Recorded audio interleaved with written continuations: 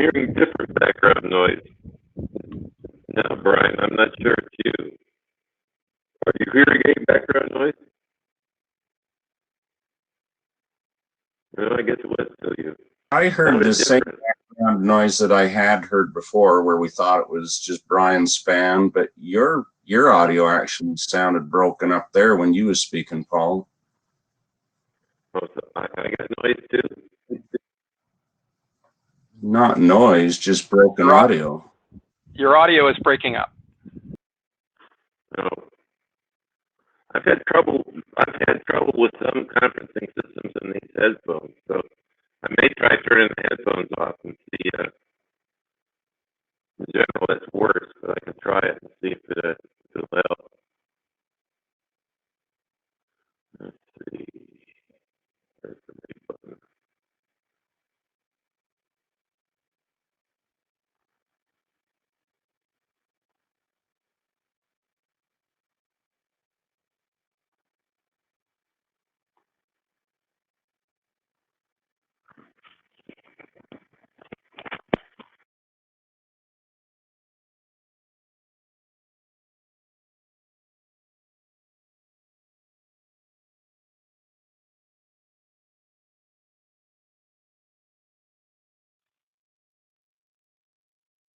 It's a minute past our start time, so we can try.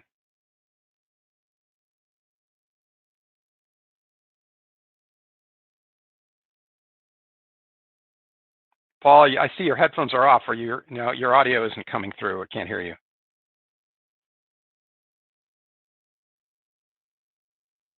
Nope. Can you hear me now? Yep. There you go. Is that better? Yes. Okay, I don't know what it is. Okay. We can get started. Yeah. Just a second. I gotta share. Share your chair slides. Yeah.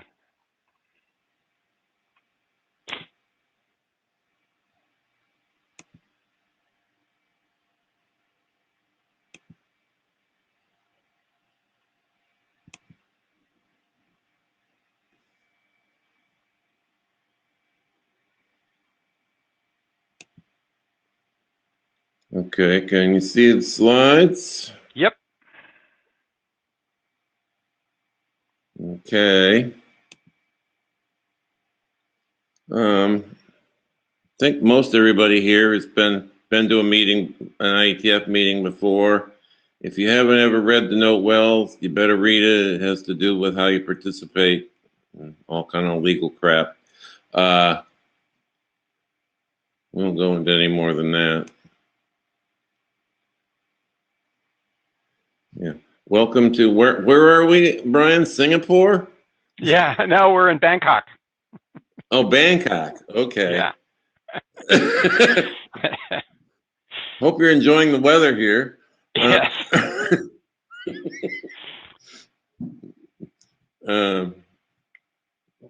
That's why we're at this ungodly hour. And at least for the people who live in that area, it's a good time for them. I don't think we have any of them, but so welcome to RUM. We haven't done much for quite a while. A little bit of mail discussion. We're hoping to get things going and hopefully finished before too long. We've only got one thing on the agenda, really, and just to talk about the open issues on draft IETF RUM-RU. And other than that, that's all we got to do today. If anybody else has something else they want to add to the agenda, it's a good time to speak up and say what it is.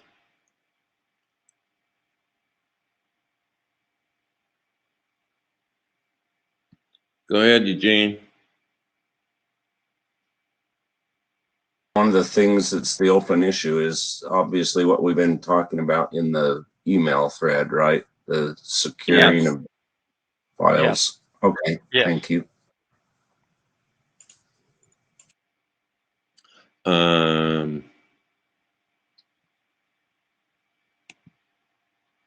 Okay, I think there's nothing else. We can turn it over to Brian. You gonna Note well? push your own slides? You want me to push your slides? No, I can push the slides. Note well? Yeah, I mentioned it already. I didn't hear that, but that's okay. It's a IETF meeting and subject to the Yep. note well rules. So Yeah, I there already we go. mentioned it. All right. I didn't see that. Okay. Okay. All right. So I'm going to publish the screen. Yes. Application, Chrome tab, documentation, share.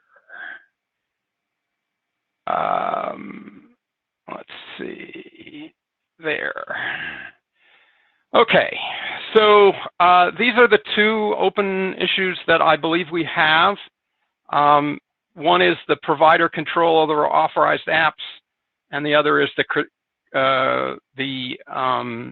configuration file, or how credentials for registration are kept, especially when there's more than one provider. I'm not seeing what you're talking about on the screen.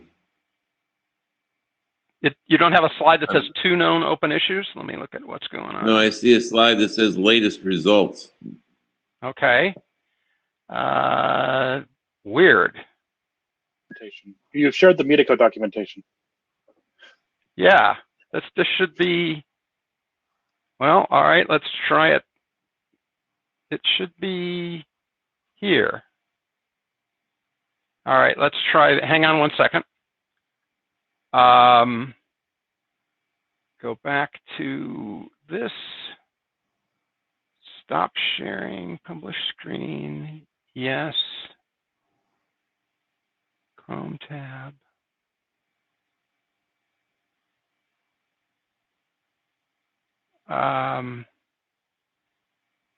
There. Share. How's that? That's better. Okay, wrong button. Okay, so the two issues, the first one is the provider control over unauthorized applications, and the other is the configuration file, which is how credentials for registration are kept, especially when the user has more than one provider, that is, he has two telephone numbers from two different providers, or more than one.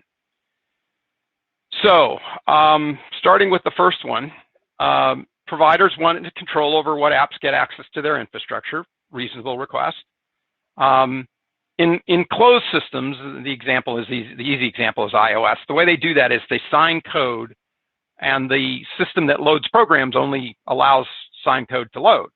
So they have very tight control over what apps can run. You can only run apps that come from the iOS store. We don't have a closed system. You could have one on iOS if you had an iOS app, but that's roughly it. Other than that, it's pretty open, and there's very little control that we have over what code can be loaded. So we can't use that mechanism. That's all. My only point is that mechanism won't work. The alternative that most people use for this kind of thing is what we've been calling an API key. And an API key is a string. It's a secret, and it's given to the app provider after the code is tested. And the string is sent encrypted as part of initializing the app. And only that apps that have been approved will have a valid key. Because it's sent encrypted, you can't steal a key from another program. It can be provided per provider, right? So each provider could have their own key, and the app could put the right key in. Typically, you send this as a header or a JSON object in an HTTPS transaction. That's typically how it's used. we could do that, or we could send it in a SIP header, maybe a call info header in the register operation. So both of those are possible. And the question on the floor is this an acceptable mechanism? If it is, I'm happy to write the text for it, and we can, can make sure that says what we want and all that other stuff. But I'm very happy to create the text that defines how an API key is used. I would like to have a discussion on do you want it on the register or just do it with an HTTPS transaction, and we can work out how all the details work. So I'd like to have some discussion now about that, and is this what providers want? Is doing it in HTTPS enough, or do you want it to be done in the SIP register? Happy to do it either way. Whatever works is fine. And are there any other questions or suggestions or whatever? So the floor is open for people. We have a small number of people who are here. If you want to use the queue, by all means do that. That's our normal process, is put yourself in the queue and we'll recognize you. Or you can just unmute and talk and it'll be all right. There's a small number of us. Why don't you go first, Eugene?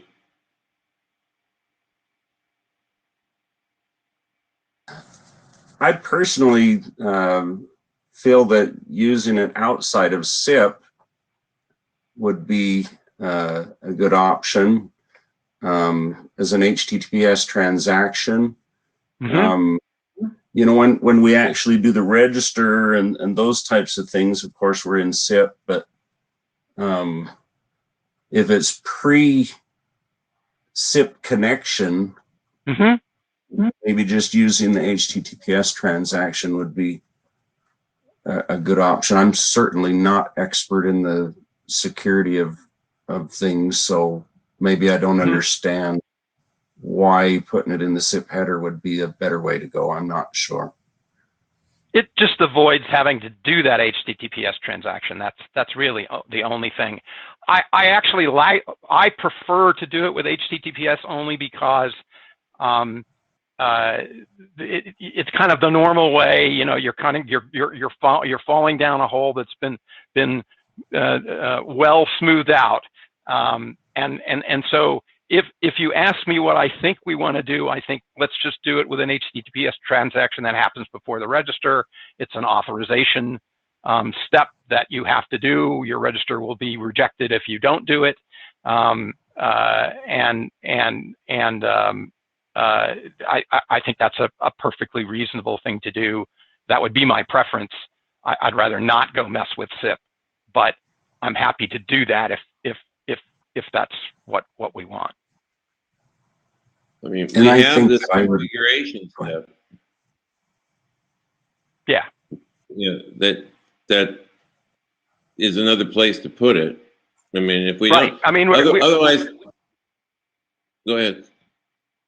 Yes, the second open issue is the configuration file, and then there's at least some versions of doing that it involves downloading things from a provider, and if that happens, then that's the transaction we'll use to authorize. Yes, that kind of makes sense to me. One thing I was wondering about this has to do with the mechanism by which these things get get certified or verified or whatever. Mm-hmm. Is there a separate? Does every implementation need to test separately with every provider and get a separate key from each provider? Or I think that we can make that out of scope for our spec, and the providers can decide among themselves how they want to do it. We can make the mechanism work both ways, and you can have the same key for all providers. You can have independent keys. Given that the IETF is international, I don't want to bias this towards, the U.S. providers and let them decide and make that stick. for everybody.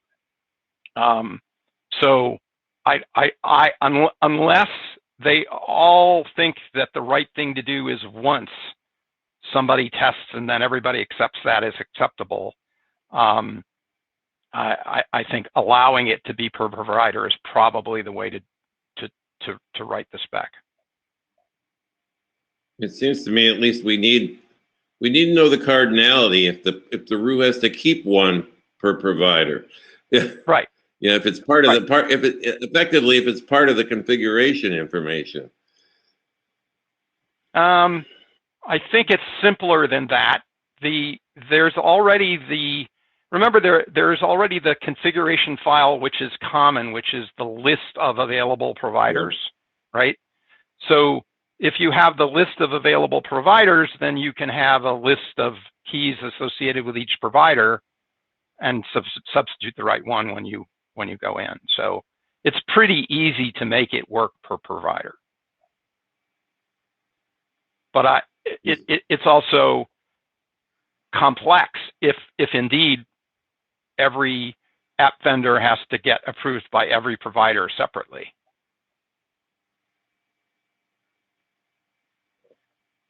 I think it's just a matter of somebody who's building a RU. Yeah. What do they have to build in? Do they have to build a separate mechanism for U.S. providers, a different mechanism for if they go somewhere else?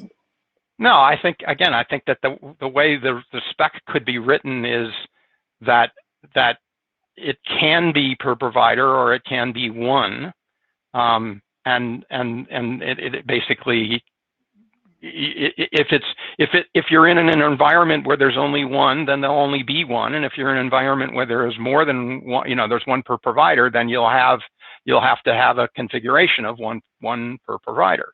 But I think it even could be mixed, right? Provider A and B can use a common one, and provider C can have its own. I mean, as long as you allow per provider and have the notion of common, then it's just how it's set up. In fact, it's built into the code, right? Or it could be built into the code for a particular region, anyways. Can we hear from other people what they prefer to see? What do you think this ought to be? One per provider, or a key per provider, or do you think that it actually might work out to be one for a region? Anybody want to offer an opinion?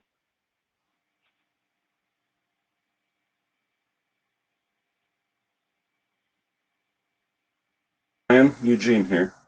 Yeah. So Jim here, since everybody else is being quiet today. Having listened to the providers for a number of years on this topic, it's not at all clear to me that provider A is going to be satisfied with provider B's testing that this is not impactful to their service. So again, it's a regulatory issue, right? Do we have an individual certifying entity that does the testing and says this works for all providers, or does each provider have to do that? Brian, to your earlier point, I think that could be locale specific, right? Just because the U.S. decides to do it one particular way doesn't mean that another country would do the same thing. So I suspect in the U.S. we would be looking at a per provider certification. It doesn't seem like the spec ought to lock you into that particular thought process. Right. Yeah. I think I have some ideas. I want to noodle them in my head, and I'll write some text down to make it possible to be, region specific, where it could be in one region it's one way, in another region it's another way. That's fine. And do recall that if we realize, maybe not recall, but realize that if it's implemented per provider and two providers decide, oh look, we'll trust each other's keys, then that's what happens, right? You just use providers A per key with provider B, and it'll work.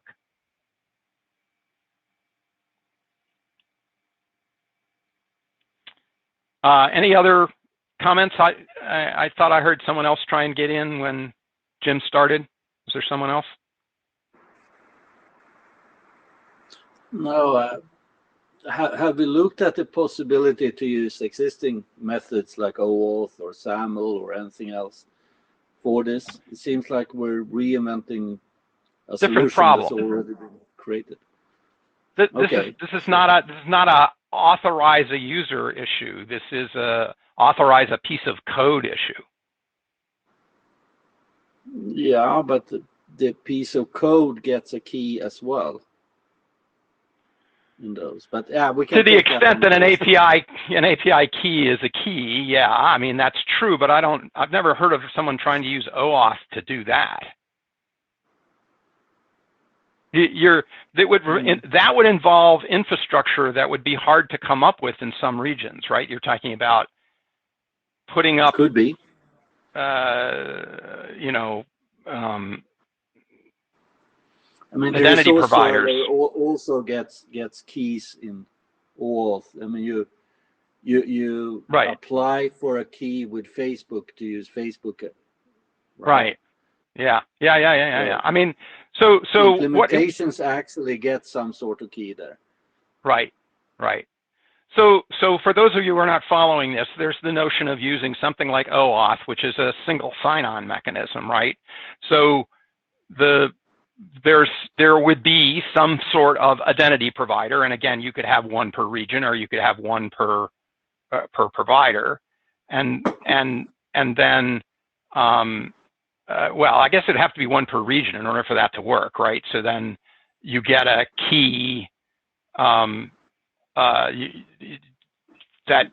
that you can use with the identity provider to prove to another provider that you're good. I'm not sure. How would you make it work for this app? Who do you think would run the identity provider, and how would anybody get a key from that identity provider? Well, I mean, one thing is identity provider, the other is how you register the services. But I guess it depends. I mean, in Sweden, you get kind of public funding, you get authorized to use a service, then you go pick a service on the market. Mm-hmm. Obviously, there's not many market players here, and there's right. public provided players as well. Right. So, I mean, maybe you could use your Facebook account to log in, but the providers has to get in. I don't know. You can also look at something like SAML or Eduroam, where you have account in one university can log into all universities that provide services. Yeah. Well, so SAML could be another way. But I get that, but I'm still not exactly clear how it would work. If you could sort of maybe send an email to the list describing how you think it would actually work. I'm having trouble. I mean, I kind of understand the concept, but I'm having trouble understanding the mechanics. And maybe I'm being biased by what Jim said, which is in North America, it would be hard to have a single anything. It's likely to be, the per provider kind of world. And providers don't necessarily trust each other in some circumstances anyway. Sometimes they do, sometimes they don't. The regulations require that they trust them in certain circumstances, and in other circumstances they do voluntarily, and in others they don't.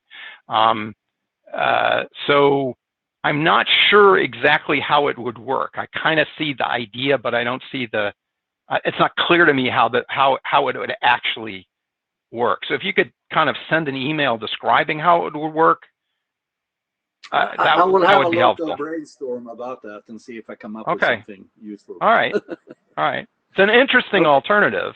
And there's not a whole lot of difference between using SAML and using OAuth, right? I mean, and it would still, fundamentally, they would work the same way. It's just the mechanics that would be different. SAML has a federated trust that I find very, very interesting. Yeah. Where you have a set of authorized identity providers.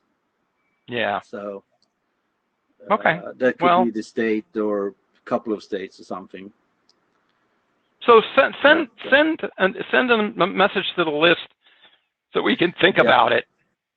Yeah. But right at the moment, we'll pursue the API key as being something that's acceptable, and maybe we can have a better idea. Another question about the API key is whether or not it's just a random string or if it's actually a token that contains some data, like we use in OpenID Connect or something. Is this a signed something by something that we can use to transport some sort of data? Just an open question. In many cases, the keys used in authentication systems actually contain some data. So yeah, I mean, typically an API key doesn't. Although actually what I'm no, in some environments it does, but it's totally invisible. Nobody actually knows that there's data in there, but the provider, the guy who generates the key, actually is keeping data in it. I don't think the spec would say that. No, but we can keep an open mind. Sure. To see if that's useful in any way, shape, or form. Sure. I mean, I've built a system that effectively put the identity of the provider in the key, just because it was easier to do it there than keep a separate database. Yeah. It worked. I mean, you can have time limits in the API keys and revoke them. Yeah. Sure. Yep. Yeah, sure. You put the time you issued the key and all kinds of other great stuff in it. It's just the string, so put some data in it, digest it, and you're done. Yep. Okay. Anyone else with thoughts on that? I mean, it seems like the API key is acceptable.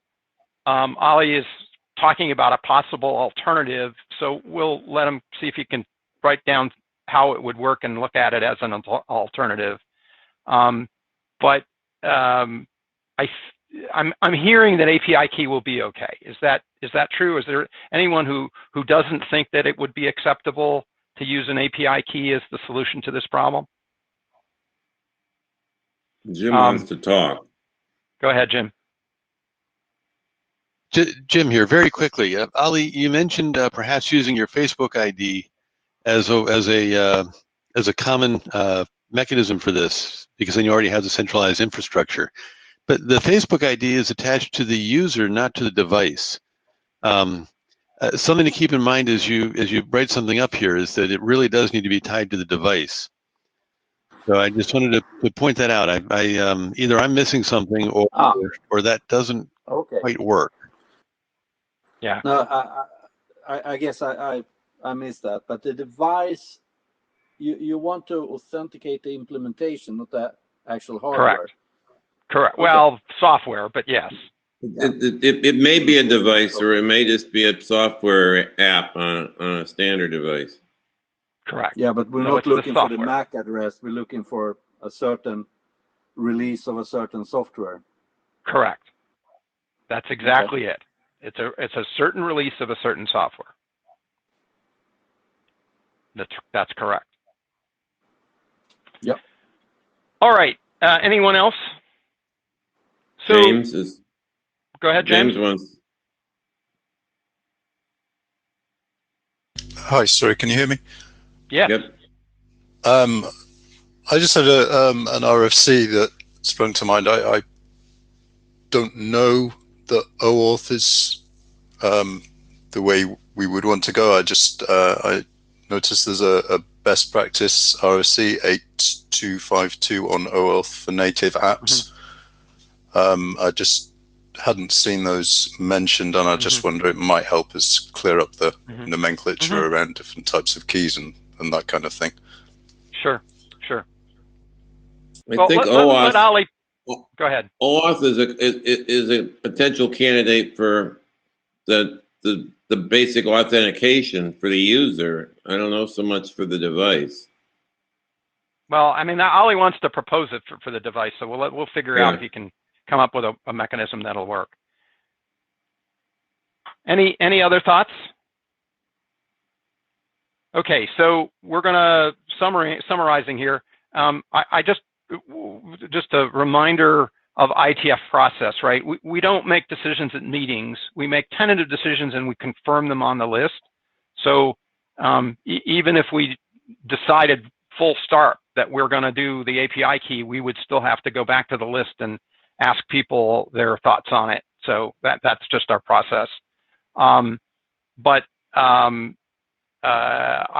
hearing at the moment is an API key is acceptable, is an acceptable answer, and we might have an alternative answer using something like OAuth or SAML.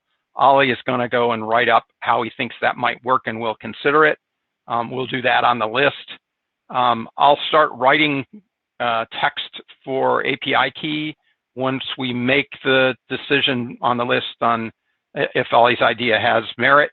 I'll you know, if we decide that, then probably he and I will cooperate on creating some text for that idea.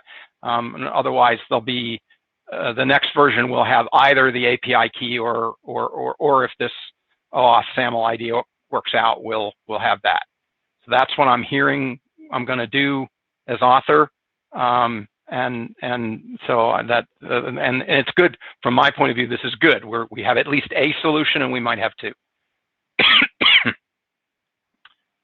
Okay, so I'm going to go on to the next item. So this is the configuration file issue.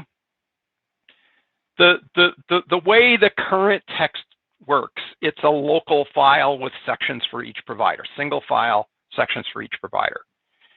It currently is described as having account user ID and password in clear text in that file, and that was deemed unacceptable. I note that almost every VoIP device you have has such a file, and it does, and most of them, by the way, are in clear text, which is not a good idea, but it's there. It has a local storage of username and password, and most store the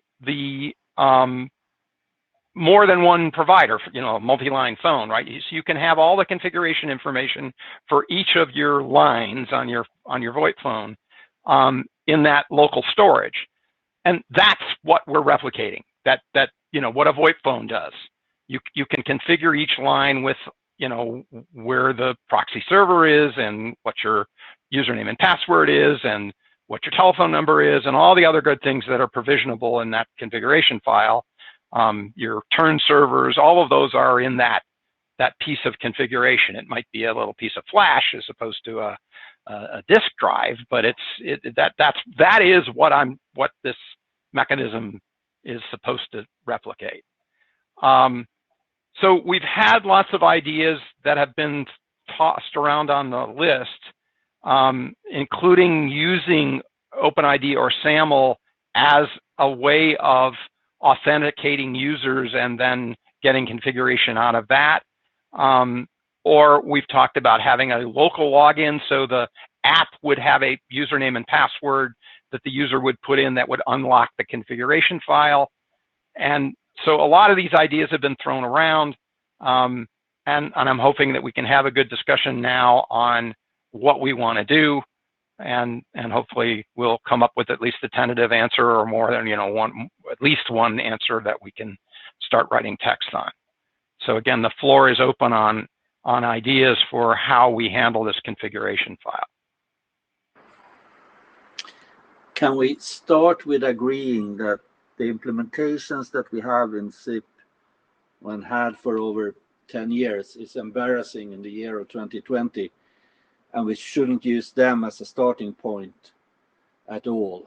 The user ID passwords in clear text, MD5 authentication and stuff, we have to leave behind. I think using a setup where we have some sort of certificate enrollment, where the RUM device create a key pair, gets a certificate somehow, and then use that. Then we can bootstrap configurations by having encrypted configurations that encrypted with the public key of the device. And we can use the certificate for authentication in SIP, which is a really good thing. I think we just have to skip the stuff you have in the middle of your slide is how we have done it is embarrassing and shouldn't be the base on how we create new solutions.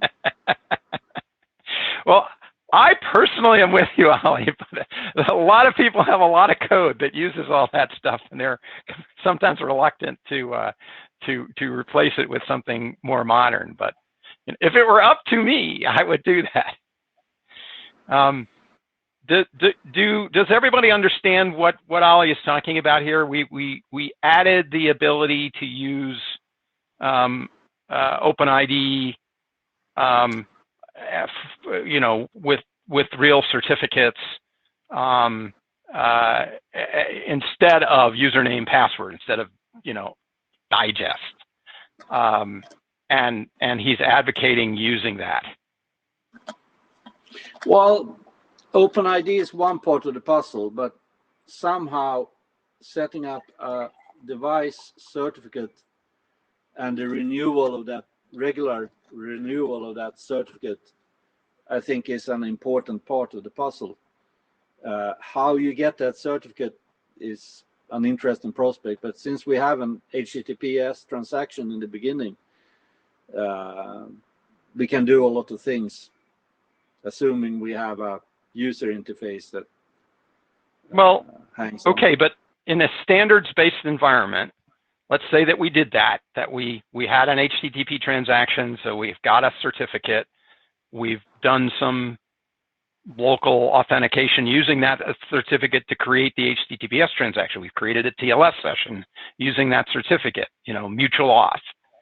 So now what? What? It's a chicken and egg problem, because the certificate needs to be trusted by a set of providers. And how do we establish a trust in a third party by all these providers for the client certs, right? Yeah, but again, I'm looking for standards, right? I know how to do that with OpenID because there's an RFC that does that. If I were trying to use a certificate and I wasn't trying to use OpenID, what RFC would I be referencing? The thing is, there's a lot of ways to set up server certificates. You have ACME, you have a lot of protocols for doing that. For the client certificates, we have an old SIP RFC that is, it's beautiful considering those times, but it doesn't work anymore. You need to have first an agreement on a device ID, right? And is that the same? The login on a device, is that the same as the user login? It's the user login we want here, right?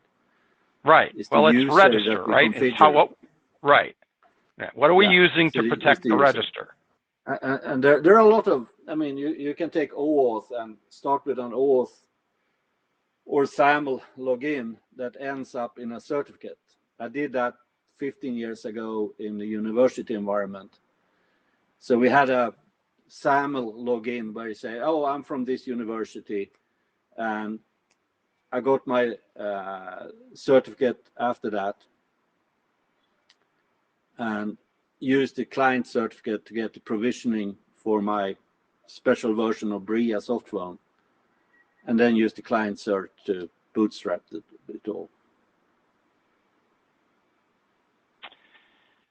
I understand what you're proposing. I think that's a lot of mechanism that would be unique to this environment, and I'm really. I can use a Microsoft Active Directory to use an OAuth 2 login to get a client cert. If we do it with OAuth, I understand what I'm doing. I'm not arguing OAuth. I'm arguing some other mechanism using a cert. OAuth, I got. We need an authentication mechanism, and maybe we're not at the authorization level then. We need an authentication mechanism that ends up in a client cert, and the client cert we want to be using in the SIP layer. And you would propose to use it for what? For TLS? Client authentication in SIP instead of having passwords. And you can also use the key pair and the the public key for encrypting the configuration file, so you can transport that zip or whatever through proxies. All right. Let's stop between you and me and get other people to opine about whether or not they think this is a fruitful direction. I think that we're missing some context here. It seems to me we need, I don't know if it's use cases or something. We need some discussion of the life cycle here, starting from we have a user. He has a relationship with a provider. He's got a Virgin device or app. You know, and maybe he has a relationship to multiple providers. How do you bootstrap up to having that device, know how to use,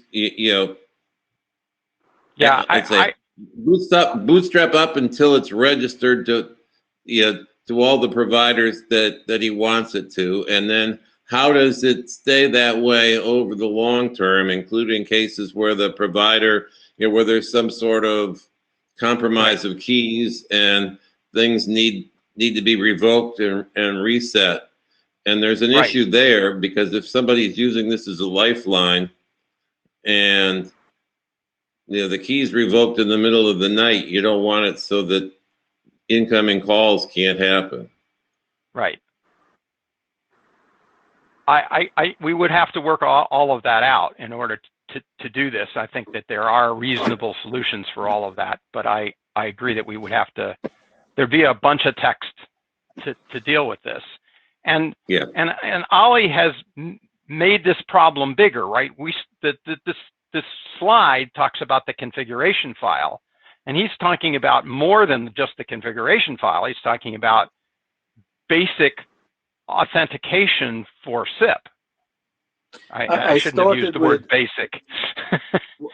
I started with what's in the middle of the slide with the username and password in clear text. And I said, let's remove that, and suggested alternatives to that. Right, that's the content of the file, and you went saying, let's not have a username and password in the file. Let's use certs instead of username and password for registration. But we still need a configuration file, right? Indeed, and we can, if we've got a cert, then we can maintain a cert and do the startup that Paul is talking about, and handle revocation and all the other things that go along with certs. Then the cert can be used for mutual auth with TLS. The cert can be used for mutual auth with SIP. I mean, you could do that. But you have to consider short-term certs, not long-term, where you have a lot of Acme is here to save you. So 3 months, not year, or maybe 1 month. Or session length could be a few days, but still. Or session days. Oh wow, you really want to make them short? Sounds good to me.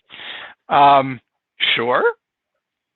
That's what we're discussing in IoT for device, because we can't handle revocation. We have Jonathan waving. Right. Sorry. Hi. So when you say, I'm not sure what certs gain you over OpenID. OpenID has the advantage that the spec is done. Right. Which is to say 8898. Yes.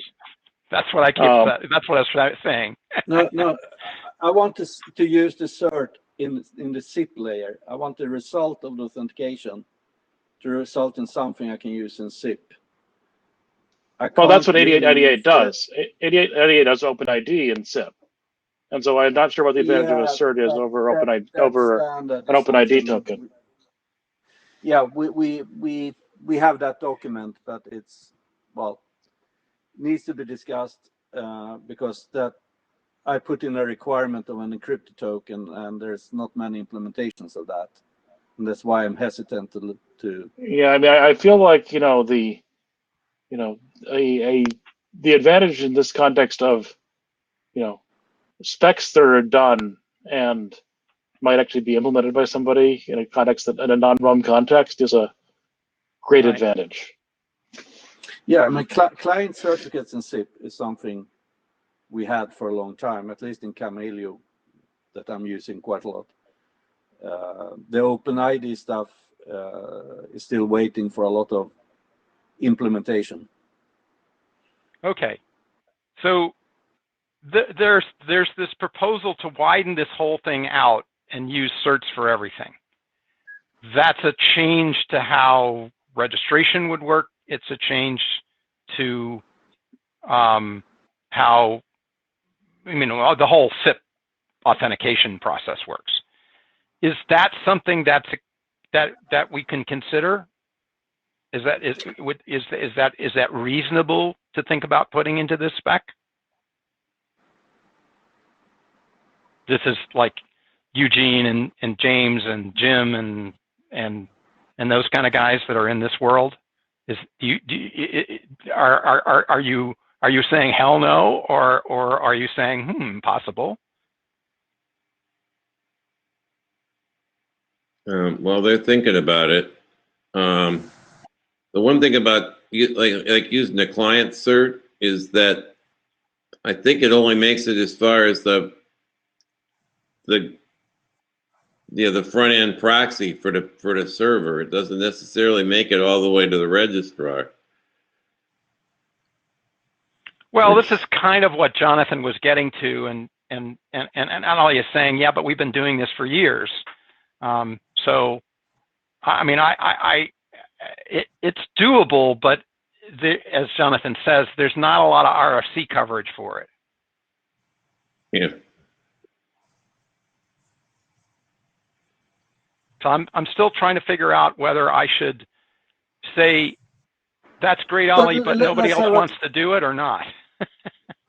I think we can start with agreeing that the traditional username, password, digest authentication SIP is something we don't want. And now we have two alternatives. We have the token-based SIP authentication, which is very new and lacks implementations. And I kind of agree with Eugene that if you have an ingress proxy, you have to transport the client cert somewhere else. In HTTP, you do that frequently in a header. You take the client cert from the first level and you transport it in a header. We have no such documents in SIP, and I acknowledge that that is a problem if you have multiple proxies in the path. Yeah. Still looking for more feedback of this. Is this yes, you agree, or no, you don't agree with what Ali is proposing? I think we have to take this in step, Brian. Can we first discuss whether or not username, password, and digest authentication is something we want to have in 2020, and then look at the smorgasbord of options if we don't want to have digest authentication? All right, we can do that. Heck, we can use our little raise hand tool. How's that? I would actually like to see some discussion before we go there. Ali is asking a sort of a fundamental question, right? The traditional way you handle authentication for SIP is basic or digest, right? And use a username or password.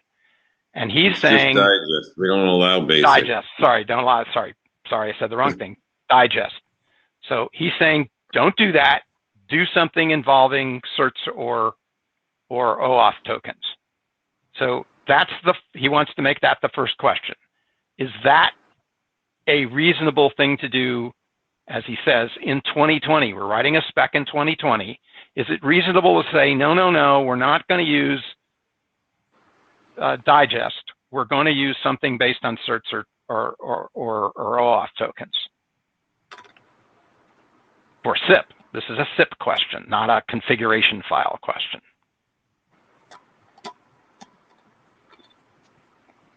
Well, let me understand. The implication then would be that when you got your configuration, Brian, you keep asking that question. I'm trying to keep my mouth shut and let the providers weigh in here, because they're the ones who are going to be most impacted. I will shut up as soon as the provider but they're wants to shy talk. today. So when you phrase it the way you just phrased it, it seems like the change you're looking for would require some significant logic changes to the platforms that the providers already have that would impact their existing clients that are not required to be RU compliant or a parallel development so that they could handle both what they do today and what we're proposing here. The latter. While I understand, Ali, what you're saying and where this is indeed the right direction to be going, I'm wondering if we should be leading that or if we should be following SIP in general when it gets there. Well, SIP is going there. Can't hear That's you, what the Brian. OAuth thing did.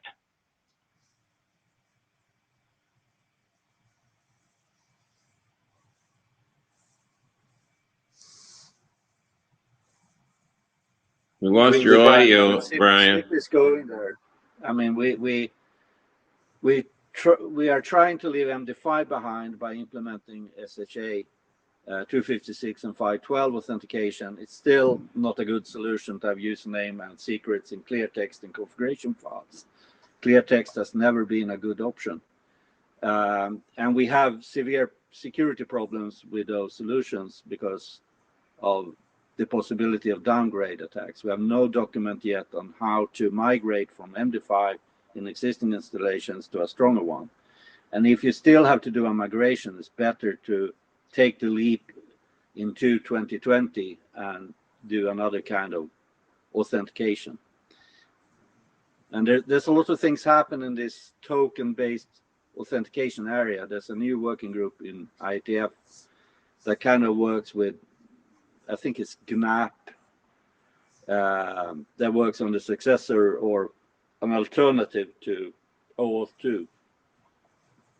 So token-based authentication, I think, is the way to go, or client certs, if we want to look at something existing. We have 8 minutes left in this meeting. I would really like to hear from providers what they think about this.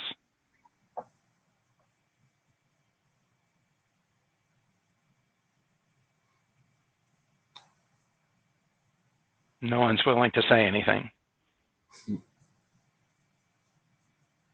Who We can take it to the list.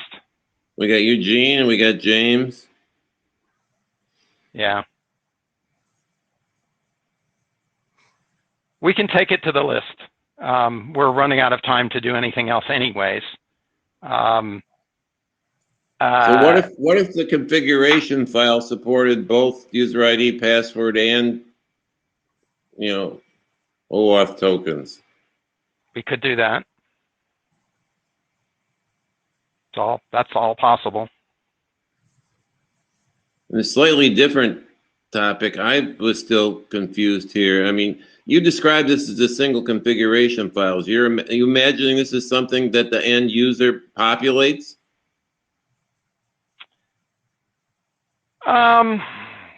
That's traditionally how it's done. It would be cool if it wasn't that hard. Right? When you configure a VoIP phone, you do that. But my impression is that we can't expect these users to populate a configuration file. My impression from way back when was the assumption here was that when you do that initial configuration step, you go to your provider and download the configuration file from the provider. And it was presumably set up by the user having set up his account online with the provider from a web interface. That could be how the file is populated. That's fine, but that means that you can't expect that to have information for more than one provider. You're going to have to get it separately from each provider. Right.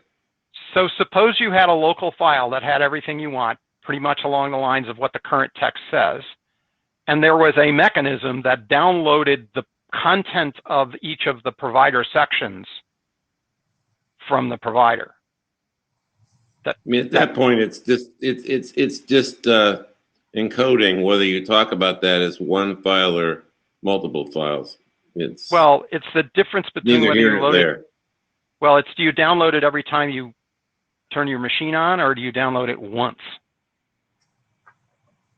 I think you download it every time you turn your machine on. The provider may want to change it. Like change some of the URLs or the authentication. Okay. I think either idea is viable.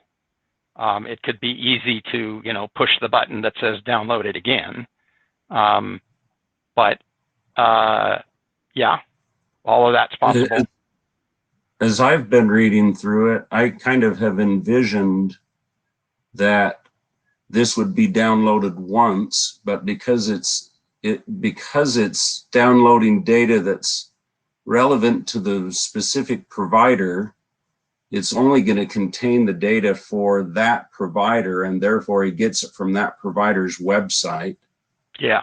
I was thinking, okay, and why not let the device store that data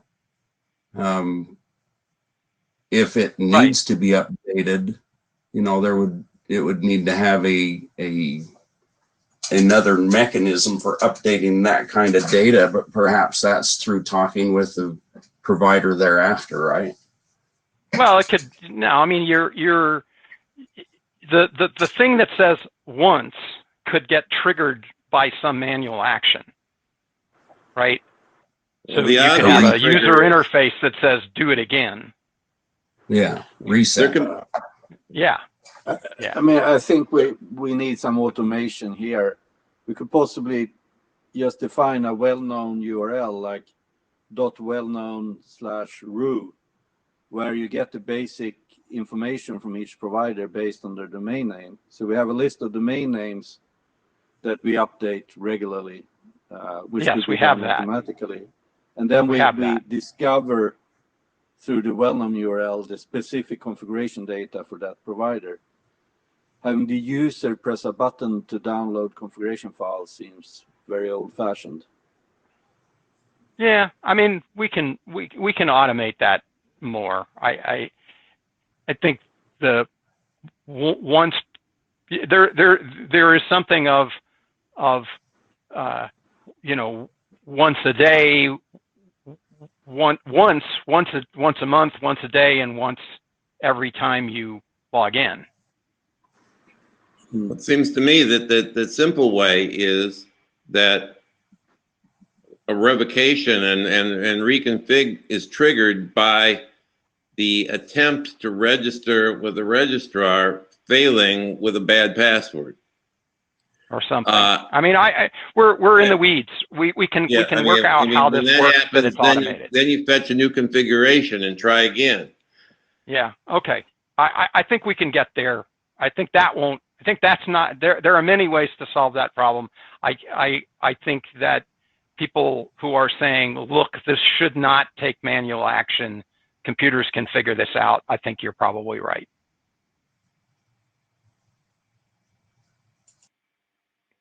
We can figure it out. Is the only question that remains, depending on where we go with Ollie's idea of using SAMLs or tokens or certs, is what you do with credentials, and how those are unlocked, right? How is it securely stored so that you don't have to re-enter per provider credentials every time you log in? That's the part that I want to make sure that we do right. Clear text won't work, right? That's the clear text problem, right? We can't do it that way. We have to either use tokens or something like that, or we have to have a local ID and you unlock it with that local ID or something like that. And what does it even mean to log in? The device wants to stay connected when there's no person around. Often it does. And yeah, but unless your credentials stay up change. after a power cycle too. So we're not talking about, it has to be able to bring itself up without a human there.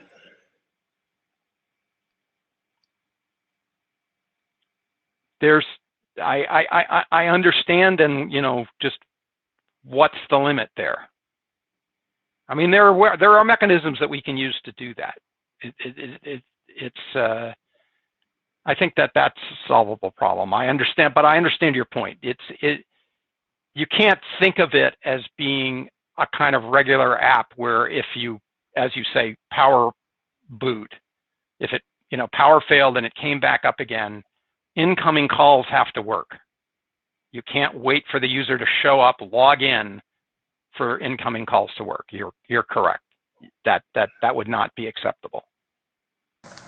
Brian, Yeah. so much of the current implementations of the existing VRS providers is very much tied to and based on a login. Features, Yes. Call lists, contact lists. So many of those things are based on the notion of somebody having logged in.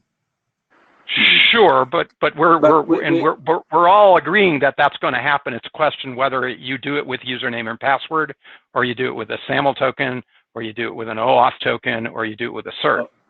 All of those would unlock all of that. Or are we discussing multiple states at the same time? We have a configuration provisioning state where we set up a device, we authorize ourselves to use an account and all that.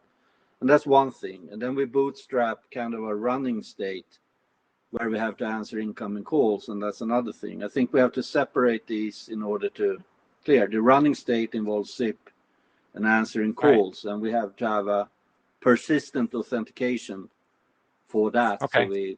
So we have to consider situations where we have to accept expired certificates or stuff for handling emergency calls and other things. But let's discuss two different things, because we definitely have a login state where we provision accounts and so, and we can discuss how often you do that or reasons to go back and do it when you add new additional services and stuff. Okay, we're over time now, so we're going to have to close it out and go back to the list. This was a good session. Yes, I very much appreciate everybody's participation in this session. It was very helpful. Let's see how far we can get on the list on these issues. If we need an interim meeting or something else to work out one or more of these things, we can schedule that, which could be scheduled at a different time scale. But thank you all very, very much for showing up. Thank you. So look for list traffic and please respond. Thanks. Now you can all go back to bed. Yeah. For those of you in those time zones. Yes. Bye. Stay safe. Bye now. Thanks, bye. All right.